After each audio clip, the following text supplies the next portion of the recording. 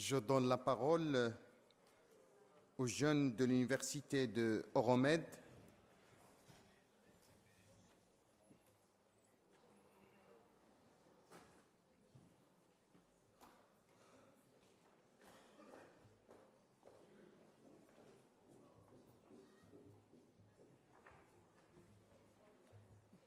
Jeunes étudiants.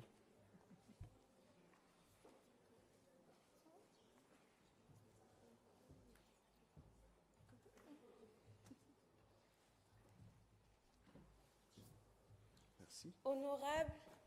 Monsieur le Président de la Chambre parlementaire, le professeur Rachid Talbi Alami, honorable parlementaire, Excellences, bonjour. Mon nom est Traoré Kartia Salma.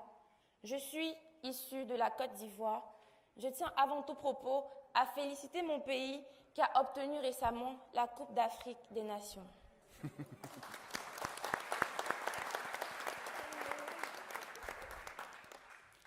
Je suis en première année en master en gestion des conflits et alliance des civilisations. Comme vous le savez, les étudiants de l'Euromed de Fès avaient organisé il y a 2 jours de cela, au siège du Parlement, sous la supervision de la chaire Alliance des civilisations, le sommet des jeunes Africains et euro-méditerranéens sous le thème « Ouverture euro-méditerranéenne et transatlantique. Relever ensemble les défis de demain ». À l'issue de ce sommet, cet appel a été rédigé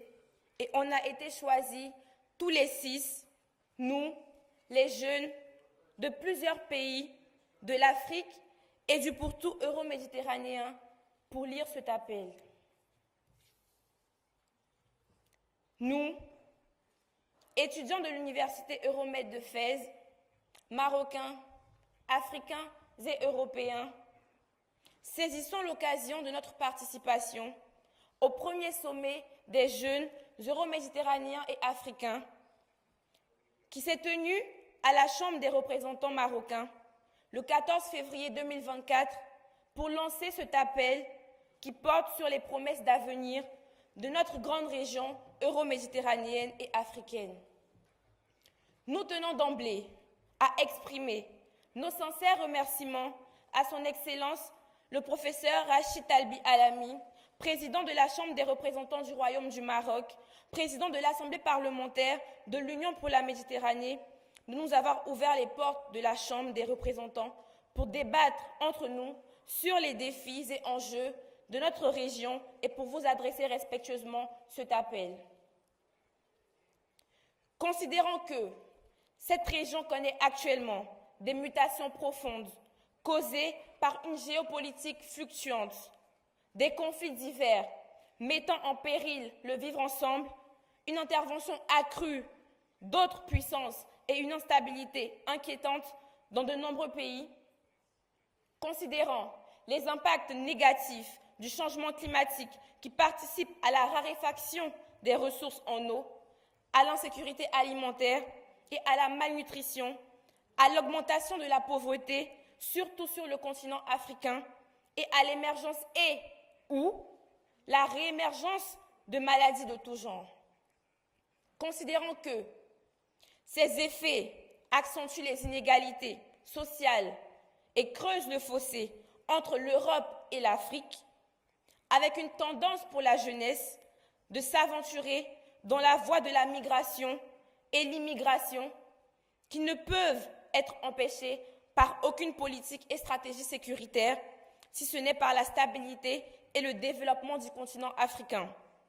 pour que la jeunesse puisse s'épanouir et exprimer ses talents au sein de son continent. Considérant les annonces formulées lors des multiples forums sur le climat pour compenser les pays en voie de développement et notamment ceux du continent africain.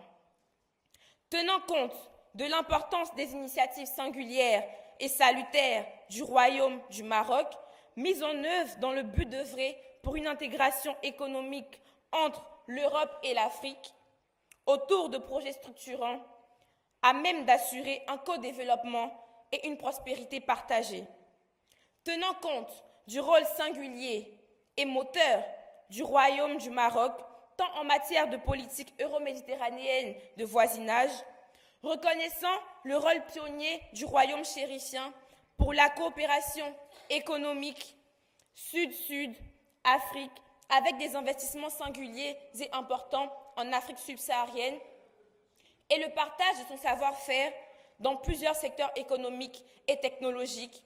ainsi que la politique exceptionnelle du Maroc en matière de politique et de législation en faveur des émigrés africains. Soulignant son rôle salutaire en matière de formation de la jeunesse africaine et des dizaines de milliers de bourses que le Maroc offre aux étudiants subsahariens, à l'instar des bourses offertes par l'Université Euromède de Fès, qui nous donne un cadre d'excellence de formation et de recherche, de coopération et de partenariat, concrétisant sur ce volet la fameuse phrase de feu, le roi Hassan II, qui décrivait le Maroc comme un arbre dont les racines nourricières plongent profondément dans la terre d'Afrique et qui respire grâce à son feuillage bruissant des vents d'Europe. Nous, les jeunes étudiants issus du nord et du sud de la Méditerranée, nous lançons à l'unisson et avec une seule voix l'appel suivant à vous, honorables parlementaires et représentants des peuples et des nations des deux continents, pour consolider et renforcer la coopération et le partenariat entre l'Europe et l'Afrique à travers des projets d'envergure concrets et d'intérêt mutuel, dégager de manière concrète les fonds promis lors de la COP 21 de Paris pour aider les pays africains à mettre en œuvre les projets de résilience et d'adaptation au changement climatique, sachant que l'Afrique est le continent qui émet le moins de gaz à effet de serre, avec moins de 4%, mais il est en même temps le continent le plus impacté. Apporter l'appui nécessaire au projet stratégique du pipeline gazier reliant le Nigeria au Maroc et qui induirait un impact économique positif sur 14 pays africains traversés par ce gazoduc et agirait comme le levier d'intégration régionale tout en constituant une source d'approvisionnement en énergie pour l'Europe. Nous, les jeunes, particulièrement ceux issus d'Afrique, saluons l'initiative de Sa Majesté le roi Mohamed VI consistant à favoriser l'accès aux pays du Sahel à l'océan Atlantique, à mettre à disposition des pays du Sahel l'infrastructure autoroutière, ferroviaire, portuaire et logistique du Maroc pour l'import et l'export des marchandises. Nous exprimons également notre gratitude au souverain, qui est le fondateur et le président d'honneur de l'Université Euromède de Fès, d'avoir mis à notre disposition cette université d'excellence qui nous permet d'avoir la meilleure des formations tout en restant sur notre continent. Enfin, nous, les jeunes, nous lançons un appel aux pays représentés par votre honorable Assemblée et aux pays africains de doter le continent africain d'un plan Marshall en matière d'investissement dans l'éducation à tous les niveaux et dans la recherche. C'est un investissement dans le futur qui sera façonné par nous, les jeunes, et c'est un placement dont les dividendes sont de loin supérieurs à tout autre placement.